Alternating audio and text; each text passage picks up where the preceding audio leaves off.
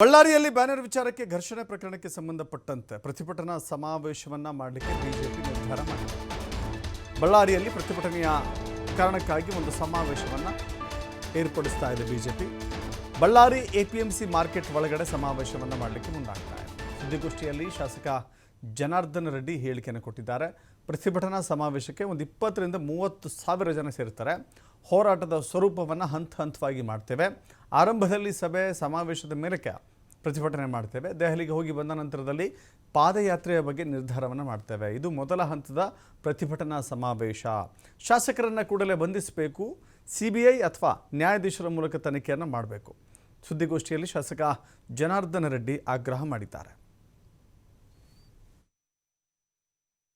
ನಮ್ಮ ಬಳ್ಳಾರಿಯ APMC market ಇದೆಯಲ್ಲ, ಮಾರ್ಕೆಟ್ ಒಳಗಡೆ ಸುಮಾರು ಒಂದು 25-30 ಸಾವಿರ ಜನ ಸೇರುವಂಥ ಒಂದು ಪ್ಲೇಸನ್ನು ನಿನ್ನೆ ರಾತ್ರಿ ಐಡೆಂಟಿಫಿಕೇಷನ್ ಮಾಡಿ ನಮ್ಮ ಬಳ್ಳಾರಿ ಜಿಲ್ಲೆ SP ಮತ್ತು ಇನ್ನು ಉಳಿದಿರುವಂಥ ಎಲ್ಲ ಪೊಲೀಸ್ ಅಧಿಕಾರಿಗಳು ಕೂಡ ನಿನ್ನೆ ಬಂದಿದ್ದರು. ನಾವು ಸ್ಥಳಕ್ಕೆ ಹೋಗಿ ಜಿಲ್ಲಾಧ್ಯಕ್ಷರಾದ ಅನಿಲ್ ನಾಯ್ಡು, ಶ್ರೀರಾಮುಲು ಅವರು, ನಾನು ಮತ್ತು ಎಲ್ಲರೂ ಅದನ್ನು ವೀಕ್ಷಣೆ ಮಾಡಿ ನಮಗೆ ಆ ಪ್ಲೇಸ್ ಒಪ್ಪಿಗೆ ಆದರೆ ಅಲ್ಲಿ ಪರ್ಮಿಷನ್ ಕೊಡಲಿಕ್ಕೆ ಅಂತೇಳಿ, ಯಾಕೆಂದರೆ ಬಳ್ಳಾರಿ ಮುನ್ಸಿಪಲ್ ಗ್ರೌಂಡಲ್ಲಿ 17ನೇ ತಾರೀಕು PUC ಎಕ್ಸಾಮಿನೇಷನ್ಸ್ ಇದೆ.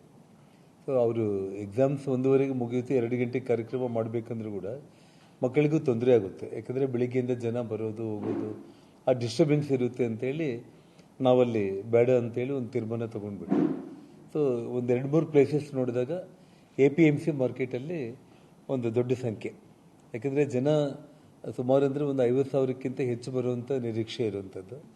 ಆದರೆ ನಾವೇ ಜನಗಳನ್ನ ರಿಕ್ವೆಸ್ಟ್ ಮಾಡಿ, ಯಾಕೆಂದರೆ ಅಲ್ಲಿ ನಾವು ನಿನ್ನೆ ಹೋಗಿ ನೋಡಿದಾಗ ಮ್ಯಾಕ್ಸಿಮಮ್ ಅಂದರೆ ಒಂದು 30,000 ಜನಗಳನ್ನ ನಾವು ಒಂದು 15 ರಿಂದ 20,000 ಚೇರ್ಸ್ನ ಅಕಾಮಿಡೇಟ್ ಮಾಡಲಿಕ್ಕೆ ಮಾತ್ರ ಅವಕಾಶ ಇದೆ. ಇನ್ನೂ ಒಂದು 10,000 ಜನ ನಿಂತ್ಕೋಬಹುದು.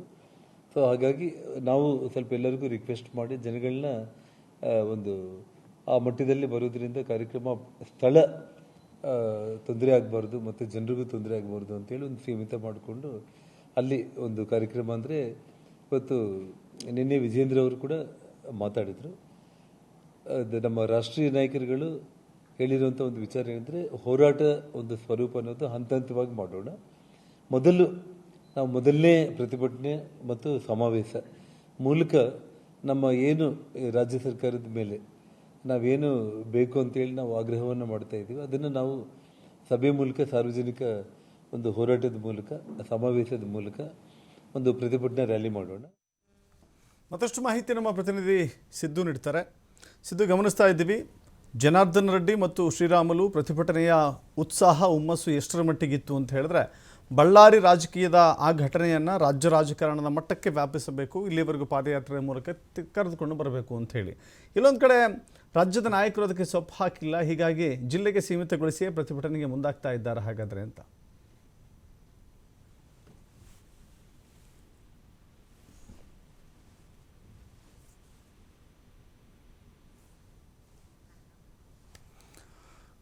ಎಸ್, ಕೇಳಿಸಿಲ್ಲ ಅನ್ಸುತ್ತೆ. ಮತ್ತೊಂದ್ಸಲ ಸಿದ್ದು, ನನ್ನ ಧ್ವನಿ ಕೇಳಿಸ್ತಾ ಇದ್ರೆ? ಖಂಡಿತವಾಗ್ಲೂ ದರ್ಶನ್ ಕೇಳ್ತಾ ಇದೆ. ಜನಾರ್ದನ ರೆಡ್ಡಿ ಮತ್ತು ಶ್ರೀರಾಮುಲು ಅವರು ಬೆಂಗಳೂರಿನ ಮಟ್ಟಕ್ಕೆ ರಾಜ್ಯವ್ಯಾಪಿ ಹೋರಾಟವನ್ನು ರೂಪಿಸಬೇಕು ಅನ್ನೋ ಹಂತದಲ್ಲಿತ್ತು. ಬಟ್ ಹೈಕಮಾಂಡ್ ಅಥವಾ ರಾಜ್ಯದ ನಾಯಕರು ಅದಕ್ಕೆ ಒಪ್ಪಿಲ್ಲ ಅನ್ನುವ ಕಾರಣ ಇದೆ, ನಿಜಾನ ಅಂತ? ಖಂಡಿತವಾಗ್ಲೂ ದರ್ಶತ್, ಈಗ ಸಾಕಷ್ಟು ಈ ವಿಚಾರಕ್ಕೆ ಚರ್ಚೆಗಳು ಸಹ ಕೇಳಿ ಬರ್ತಾ ಇದೆ.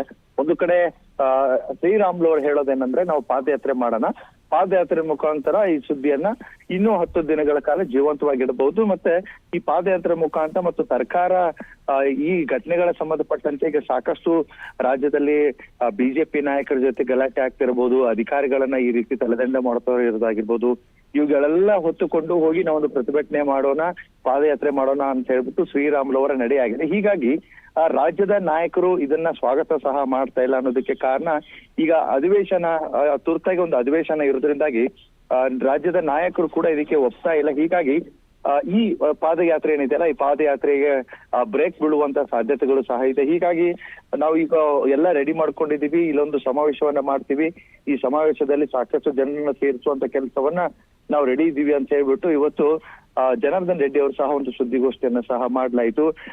ಒಂದು ಮಾತನ್ನ ಹೇಳಿದ್ರು, ಏನಂದ್ರೆ ಬಳ್ಳಾರಿಯಲ್ಲಿ ಒಂದು ಬ್ಯಾನರ್ ಹಾಕುವ ವಿಚಾರಕ್ಕೆ ನಡೆದಂತ ಗಲಾಟೆಯಿಂದಾಗಿ ನಾವೀಗ ಸಮಾವೇಶವನ್ನ ಸಹ ಮಾಡಿದ್ರು ಕೂಡ ಬಹಳ ಶಾಂತಿಯುತವಾಗಿ ಸಮಾವೇಶನ ಮಾಡ್ಬೇಕಂತ ಹೇಳ್ಬಿಟ್ಟು ನಾವು ರೆಡಿ ಮಾಡ್ಕೊಂಡಿದ್ವಿ. ಆದ್ರೆ ಯಾವುದೇ ರೀತಿಯಾಗಿ ಬಳ್ಳಾರಿ ಸುತ್ತಲೂ ಎಲ್ಲೋ ಕಡೆ ಬ್ಯಾನರ್ ಹಾಕೋದಾಗಿರ್ಬೋದು, ಧ್ವಜ ಹಾಕೋದಾಗಿರ್ಬೋದು, ಇವ್ನು ಯಾವ್ದು ಸಹ ಮಾಡೋದಿಲ್ಲ.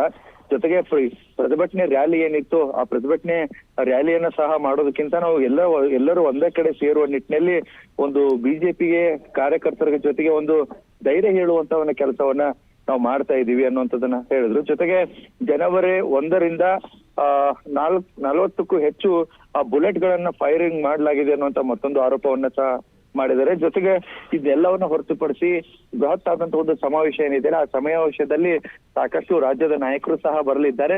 ಬಂದಂತ ಸಂದರ್ಭದಲ್ಲಿ ಪಾದಯಾತ್ರೆ ಕುರಿತು ನಾವು ಮತ್ತೊಂದು ಸುತ್ತನ್ನ ಮಾತಾಡ್ತೀವಿ ಅನ್ನುವಂಥದ್ದನ್ನ ಹೇಳಿರುವಂತದ್ದು ನಿಜ. ಆದ್ರೆ ಈಗ ಅನ್ಸುತ್ತೆ ಯಾವುದೇ ಕಾರಣಕ್ಕೂ ಅವರಿಗೆ ಪಾದಯಾತ್ರೆಗೆ ಗ್ರೀನ್ ಸಿಗ್ನಲ್ ಸಿಕ್ಕಿಲ್ಲ ಅನ್ನೋದಕ್ಕೆ ಸ್ಪಷ್ಟವಾದಂತ ಅವ್ರ ಮಾತುಗಳಲ್ಲೇ ತಿಳಿದುಕೊಡ್ಬೇಕಾಗತ್ತೆ.